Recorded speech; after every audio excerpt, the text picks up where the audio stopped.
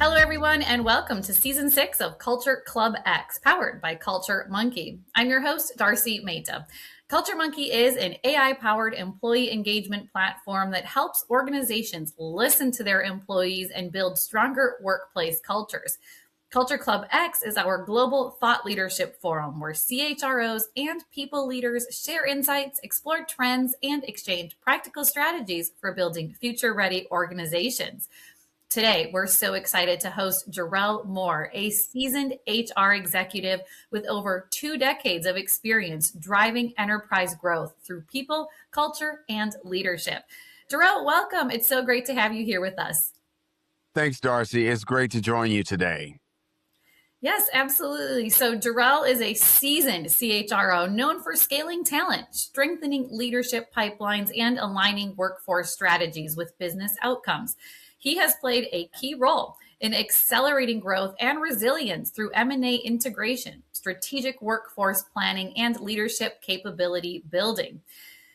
He has led human resource strategy across succession planning, talent management, organizational development, and performance, ensuring strong alignment with companies' overall business direction. Jerrell has held senior leadership roles at globally recognized organizations, including Google, Assurant, Charter Spectrum, Burger King, and Nike. He is also a recognized thought leader, having contributed to national discussions at the White House and being named among the top 100 influential Blacks in corporate America by Savoy magazine. So thank you so much. Your experience in building resilient organizations and translating workforce strategy into business outcomes makes you the perfect voice for today's discussion. And we're so excited to explore our topic. Unlock change-ready leaders, essential norms, metrics, and actions to drive impact. Before we dive into our questions, could you just share a little bit about your own leadership journey? Thanks, Darcy, and I really appreciate it. I've really been extremely blessed and a little lucky to have worked for some tremendous companies.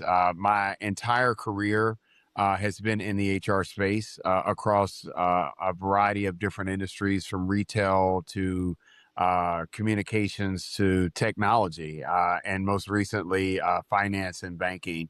And the entire time, the thread that's run through all of that is the importance of focus on people and talent and making sure that the needs are of our most important asset, which are our employees, is met, and not only met, but anticipated. I've worked at, great companies like Nike, like Google, but also some companies that may be less of a household name, but have tremendous stories and have great cadences as it relates to the way that they take care of their employee populations. Amazing. Thank you so much for sharing. And it's so fantastic to have worked across so many different organizations and have such a multitude of experience. It gives you, I'm sure, a very unique perspective. So let's dive right into our conversation. What does a truly change-ready leader look, feel, and behave like on the ground versus one who's merely change tolerant? Well, first, I'll say, as I was really thinking about this, Darcy, at the enterprise level, change is no longer episodic. It's really constant. It's always happening. And the differentiator today isn't just about having a strategy. It's really, what's the leader's capacity to absorb, to translate, and to accelerate that change that's happening into company performance, into individual performance. In my experience, especially at some of the organizations I've worked at, what I've seen is that organizations don't fail because of change. They fail because the leaders are not equipped to lead through it. This gap usually shows up in slow decision making, unclear priorities, and cultures that often confuse alignment with consensus. And we're going to talk a little bit about consensus building today and how that can be a landmine.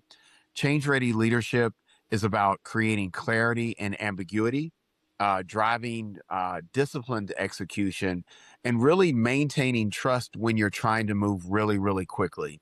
That requires really intentional norm setting, setting measurable expectations, and having leadership accountability and not just communication. So if we get those three things right, the norms, the metrics, and the actions, we don't just manage change. We really create a competitive advantage through change because, it feels like it's been the last decade we've been in consistent change. So, and, to really answer your question, and I'm going to answer the last part first, Mm-hmm. change tolerant leaders, they really just kind of endure the disruption. They say, how are we going to get through this? Mm-hmm. Change ready leaders, as I've already mentioned, they convert it into performance. They say, we're going to take this and make it an opportunity to get better, to progress, to advance, to convert. And so they try to harness that as an opportunity to progress the company forward. Mm-hmm. So I like what you said too. It's not just about managing the change and that would kind of make you behind. It's about being ready for it, having all of these procedures in place because it is constant, but it gives you that competitive advantage if you're not just Yeah. managing it, but you're Yeah. ahead of the curve. Yeah. Absolutely. So what cultural norms enable leaders to move fast without fracturing trust, and which ones quietly undermine resilience? So, I'll tell you the ones that, we talked about landmines, and I'll start with the undermining norms first. First, consensus seeking, that's disguised as collaboration. A lot of times, I've seen during the course of my career, some leaders, in the spirit of wanting to bring people along, and say that we're being collaborative, is really just a mask for seeking consensus. And we really have to be clear because a lot of times, if you're seeking to collaborate, that may mean hearing an opinion that you don't want to hear or a recommendation that you're not ready to implement. So we Mhm. have to be really careful because that can undermine a norm, or really undermine the work that you're trying to achieve. I think over indexing on being polite versus being candid. Uh, Mhm. our employees are adults and they want the truth. So, I've seen the most successful leaders err on the side of being transparent and candid, and being honest versus just being kind, and being overly polite sometimes. Mhm. And then I think being silent during uncertainty. I just was quoted in an article for Inc. magazine where I shared that one of the worst things we can do as leaders during change, even if we don't have the answers, is remaining silent.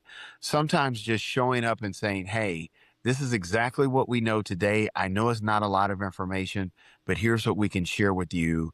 And we'll come back to you as soon as we have more. That eliminates the vacuum that is there where employees will usually fill that vacuum with things that are not fact based. So we have to be really clear and continuously be talking to Mhm. our employees. So what are some enabling norms? First and foremost, being transparent, and putting transparency over perfection. For those of us that have worked in very large companies, we know that we like to communicate perfect, with, the perfect touch, every Mhm. T crossed, every I dotted. But sometimes getting out early and often may mean that it won't be the best draft. Mhm. Sometimes the first draft that is transparent is more valued and more accepted by employees than the final draft that's perfect, but has been watered down and is filled with corporate speak. So Mhm. transparency over perfection. I think we have to, as leaders, be willing to disagree and commit to maintain momentum, which means that, you know, we may not agree with the direction that we're going, but someone has to make a decision and someone has to commit to that, right?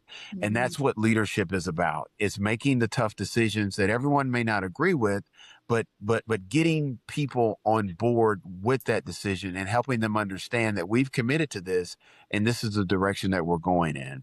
And then I think the third point really supports this: clear decision rights and accountability. A lot of times when change is happening, no one knows who the decision maker is and where the buck stops. So I think being really clear with who's leading the charge, who's accountable, and who has responsibility for it, so that people know where the buck stops. That way, there's no uncertainty about how we got to where we're going. Mhm.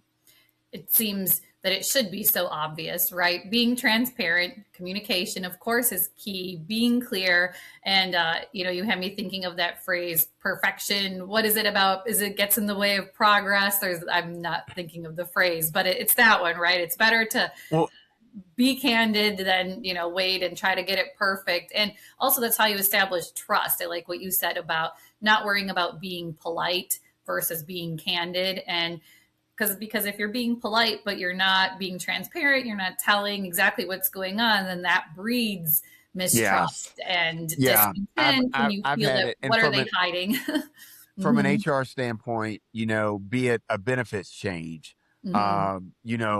annual raises or bonuses, something that's really going to, have a direct impact on something really personal and intimate with an Hmm. employee. I've had employees 99.9% of the time say, just tell me the truth, even if it hurts. Don't Right. sugarcoat it, Hmm. and share with me what you can in real time. And what I've learned over the course of my career, Darcy, is speed and trust reinforce each other when anchored in clarity, right? Hmm. So if we can get you as much information as we can, you trust the information that we're telling you, and we're anchoring it as clearly as we possibly can, then Hmm. employees will give you some grace, if you can't tell them everything up front, right? Hmm. They appreciate that versus something that's really glossy, something really well produced, that Hmm. really is, you know, at the end of the day, how do I say this? It really takes the wind out of their sails because it doesn't really convey a message, Hmm. Exactly. hot air, if you will. Hmm. It's a good way to say it. That definitely gets the point across for sure.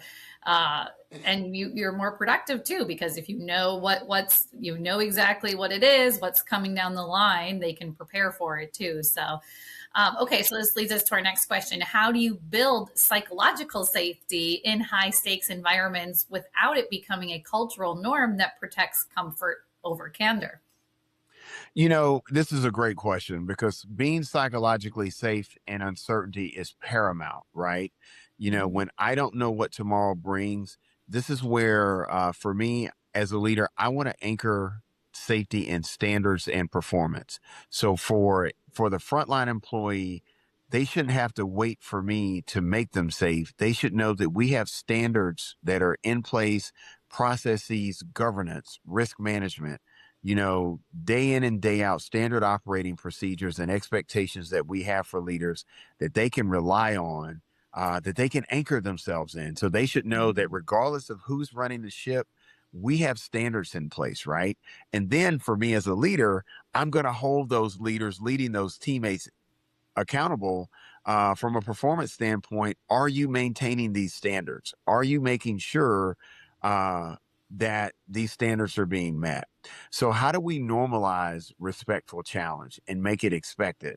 So, if there's something in these standards that doesn't make sense, let's normalize an employee raising their hand saying, "Hey, this doesn't make sense in this scenario.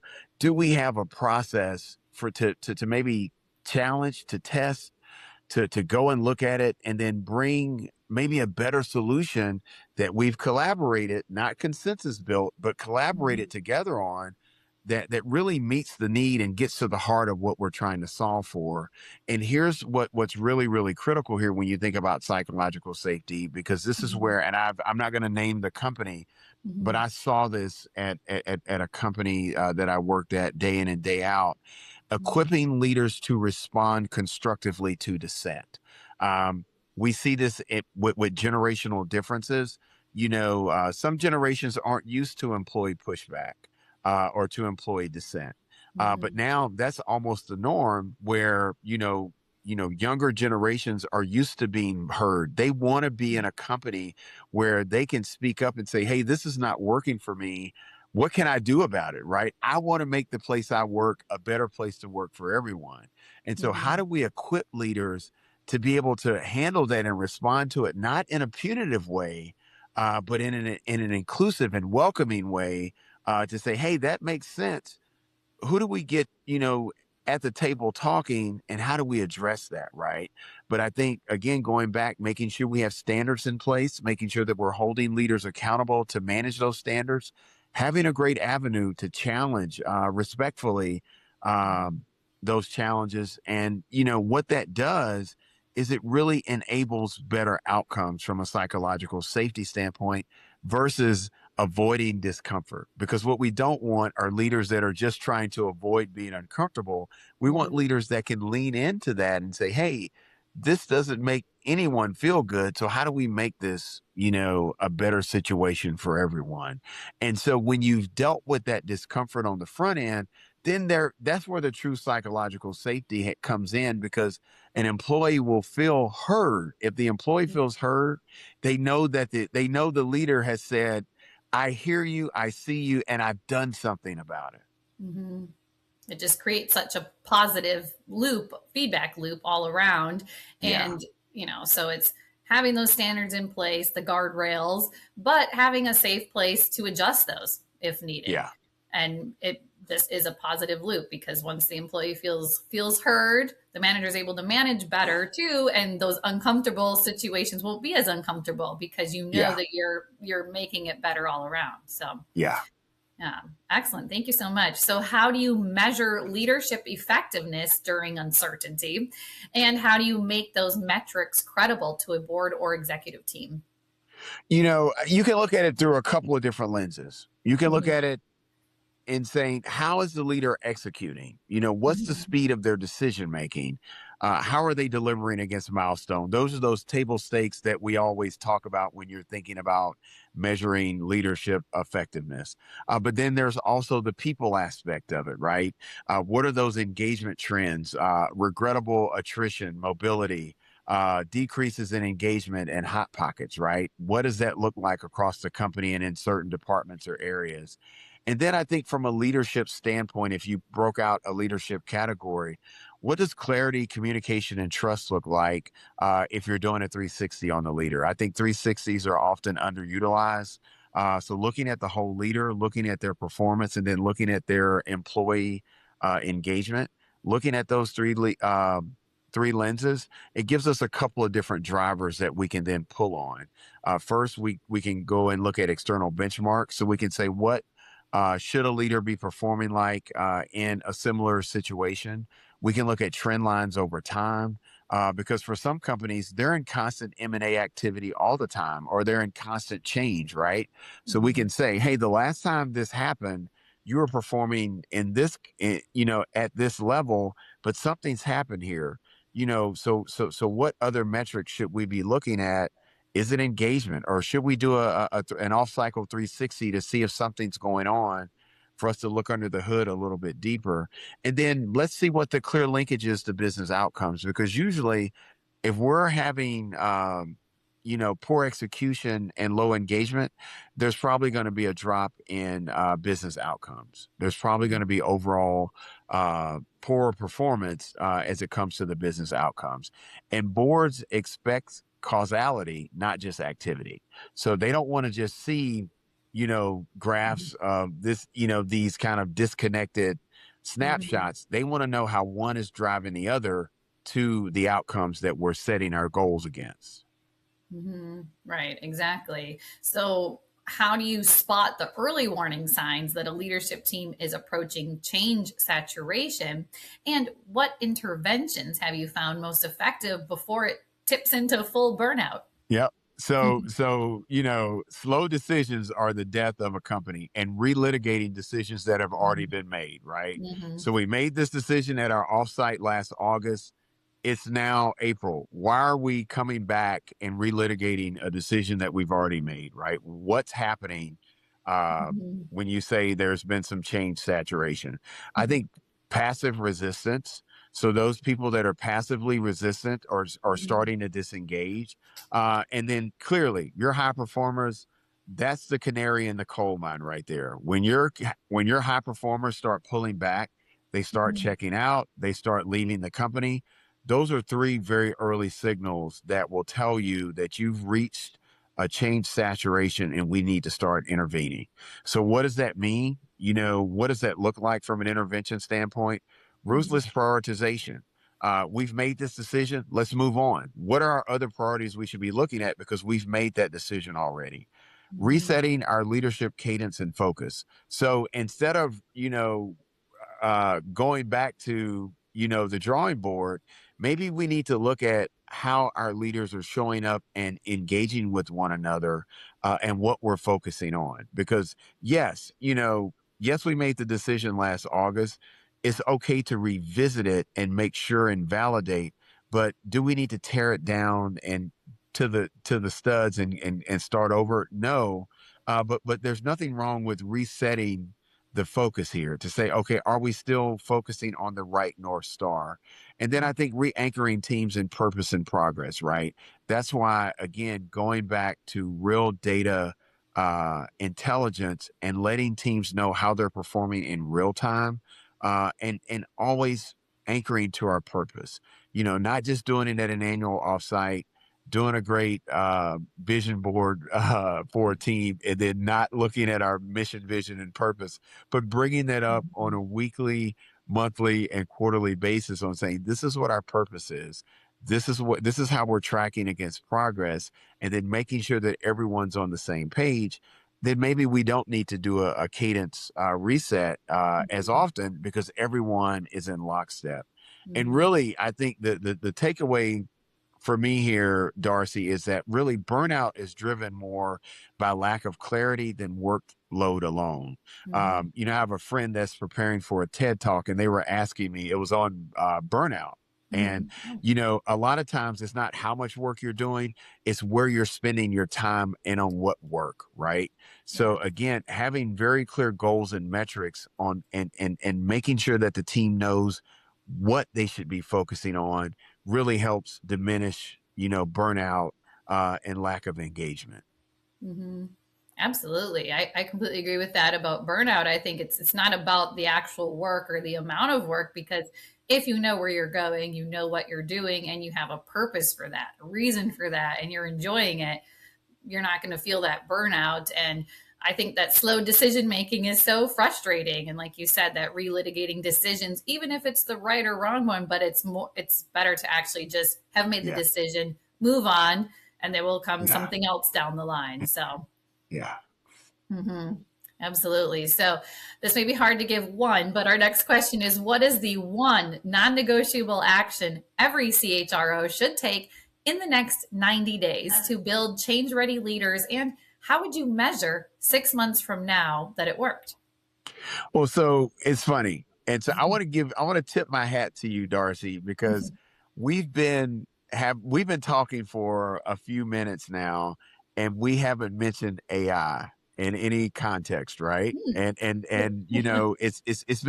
it's dominated every conversation for Mhm. the past 2 years. And so Mhm. most in most circles, the non-negotiable action would be something around AI. But I think even to be ready for AI, you really need, from a CHRO standpoint, to establish uh, a change leadership capability standard, right? Because I think in order for any leader to be effective in anything, AI, performance management, incentivizing employees, setting cultural, uh, effectiveness, setting great values and principles, mirroring whatever it is that the company wants a leader to mirror. You really need to have a strong capability for change leadership, right? And so what does that look like? I think it's as an executive team and as a board, defining what those expectations are. And we've talked about them throughout the last few moments. What does decision speed look like? How quickly can we make decisions? What Mhm. does communication look like effectively? Are we, building consensus, or are we truly collaborating? And then what does engagement look like, right? Do I know how to actively engage and keep my team engaged throughout change, right? But that starts with equipping leaders with the right tools and the right frameworks. And then, monitoring that consistently. I think because we can roll out one more great competency that only shows up at performance review time, or we can really inspect it consistently, because that really establishes accountability, right? And then I think you said, what does 6 month success look like? How Um, would you if measure it? Mhm. if this is communicated effectively, trained properly, and leaders are equipped with the right resources and frameworks, I think you'll see faster execution cycles. I think that you'll see leaders executing against their goals and priorities faster. I think you'll see an improved engagement, especially in those most critical teams to the organization. Is it the sales organization? Is it your technology organization? Or is it your business operations lead? And I think you'll see reduced regrettable attrition among top talent, because your top talent, again, they're the canary in the coal mine. They will notice the change in leadership first. So if I notice that my leader is all of a sudden paying better attention to me, working to communicate with me better, working to engage me differently, and they're giving me more real time data on how I'm performing, I'm probably going to be less likely to leave. And more importantly, I'm probably going to engage uh, in a very different way. And we're talking about our top and high, I'm thinking about the nine box, our high performing top talent. So if leadership behavior doesn't change, nothing else will. But, that would be what I would do, as a CHRO given this challenge. Okay, that's amazing. Thank you for that. And it's definitely a trickle down effect, right? So, like you said, if the top performers are seeing that, and what they do is going to affect everyone else as well. So, and you're right. I was enjoying our conversation so much. I hadn't realized we hadn't touched on AI, and I think almost every other conversation does. And there's a lot more to it too. So it was actually, yes, very nice not to have touched on that yet. Yeah. So leading us though to our last question, how can engagement platforms like CultureMonkey assist leaders in tracking real-time sentiment to foster resilience during uncertainty? Well, and I think there's some good ones out there.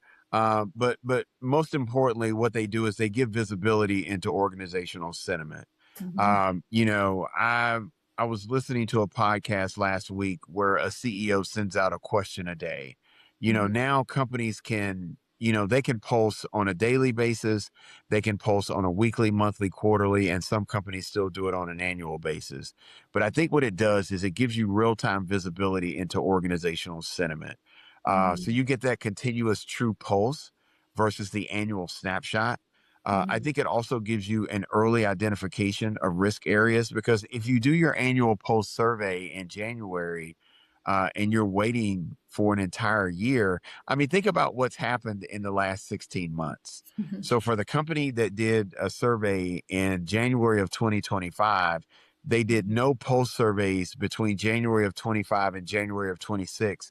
Think about what they missed out on, Mhm. right? Because they weren't pulsing their employees during that time to understand what was going on. And even though the company may not have controlled anything geopolitically or going on economically outside the company, those things were drivers of internal engagement and having some level of impact. So it would Mhm. have given the company an opportunity to really identify early areas of risk. When you think about going into open enrollment, when you think about annual raises and bonuses, you know, could you have had some insights to think about, maybe a different pivot, or, a different approach to some things? And it gives you actionable insights at the leader level. Mhm. Because, really good survey platforms and employee insight tools, they give you data points. You can layer it out. So you can look at your top performers. You can look at it, through lenses of diversity and inclusivity, to really understand where those hot pockets and key areas of opportunity are for you, um, that you should be shifting your focus to. And maybe not even long term. Maybe it's just a check in. Maybe it's Mhm. just, hey, how are things going? Or we haven't provided an update in 2 quarters.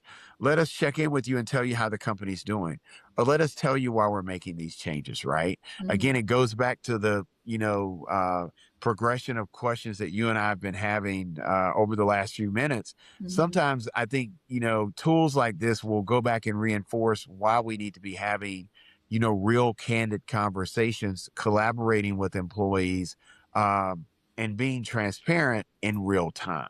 And I Mhm. think, data builds trust when leaders act on it quickly and transparently. And I think that that's what tools like this platform allow leaders to do.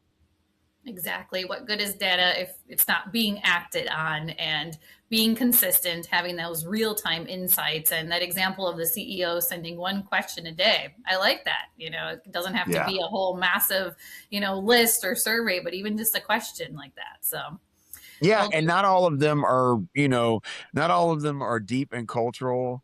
mhm, Some of them are really topical. Like, have you seen a company violation, in the last 30 days? Or, mhm, how are things going with your manager? It's just kind of it's a variety of different questions that the employee sees at their login screen. And when I heard it, mhm, I said I could go both ways on that. mhm, But what the CEO was signaling to employees is, hey, I want to hear from you, and I want you to have every opportunity to tell us how you're doing. And mhm, so, again, people watching this podcast will probably have some thoughts, but mhm. I thought it was interesting that the CEO was at least trying to check in and hear from their employees. Oh, absolutely. Not just sitting behind a desk, but saying, I'm here. I care. I want to know what you're thinking, what you're feeling. I mean, that goes a long way for sure. Yeah, it does. It Yeah. does. It does. So, Jerrell, I could talk to you all day. Thank you so much for sharing your insights and your experiences with us today. I'm learning so much every episode, and your perspective on what it truly takes to build change ready leaders, from cultural discipline to measurable leadership effectiveness, is both practical and highly relevant in today's environment. It's clear that leadership in times of uncertainty requires more than adaptability. It demands clarity, resilience, and the ability to translate change into sustained performance. That's where CultureMonkey plays a critical role through real time listening and pulse surveys that help organizations identify sentiment early, enable informed decisions, and support leaders in building resilient, high performing teams. And before we conclude, Jerrell, how can our listeners connect with you and continue this conversation? Oh, I am very active on LinkedIn. You can definitely reach out. Would love to connect and engage and continue the conversation there. Absolutely. I'd love to continue it as well. So I'll be looking for you on LinkedIn. And to all our listeners, thank you so much for tuning in. And don't forget to follow, share, and subscribe. That's a wrap for this episode of Culture Club X, powered by Culture Monkey. Until next time, I'm your host, Darcy, signing off.